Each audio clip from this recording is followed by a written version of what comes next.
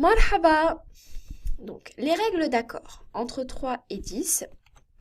Tout d'abord, 1, c'est le singulier. Ici, on a l'exemple du mot yaum qui veut dire jour. Yaum veut dire un jour et c'est donc le singulier. Sans surprise, à ceci près qu'en arabe, quand on a le mot au singulier, on n'a pas besoin de rajouter le chiffre. Quand je dis un jour en français, je précise le 1. En arabe, yaum suffit parce que c'est le singulier à dire un. Voilà.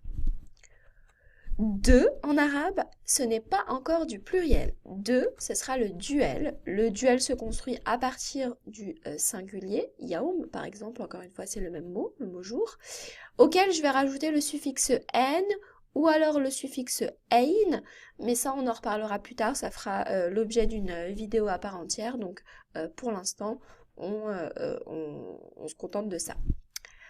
Le pluriel maintenant, donc à partir de 3, logiquement, et donc exemple, toujours avec le mot yaum, jour, le mot yaum au pluriel se dit ayyam en arabe. Ayyam, ça veut dire jour au pluriel. Et donc ici il y a thalatha, le chiffre 3, et donc on dira thalathat ayyam, 3 plus le mot jour au pluriel. Jusque-là, rien de surprenant. On fera de la même manière avec le chiffre 4, arba'at ayyam, 5 خمسة أيام 6 ستة أيام 7 أيام 8 أيام 8 jusqu'à 10 عشرة أيام.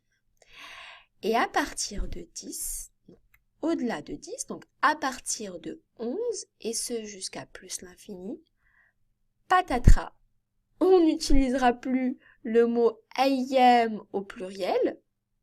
Là, c'est encore le même exemple qu'on a pris, mais le mot au singulier. Et donc, on revient au singulier de ayyam qui est yaoum. À partir de 11, on n'utilisera plus le pluriel, mais le singulier yaoum. Et donc là, on vous a donné un exemple, le chiffre ishrin. Ishrin veut dire 20.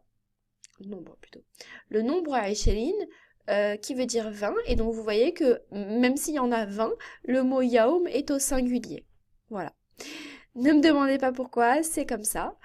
La langue arabe a ses raisons que la raison ignore, et donc il faut l'accepter telle qu'elle.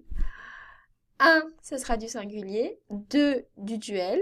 Entre 3 et 10, on utilise le pluriel, logique, mais à partir de 11 et ce jusqu'à plus l'infini, on n'utilisera plus le pluriel, mais le singulier. Voilà. Ma salama.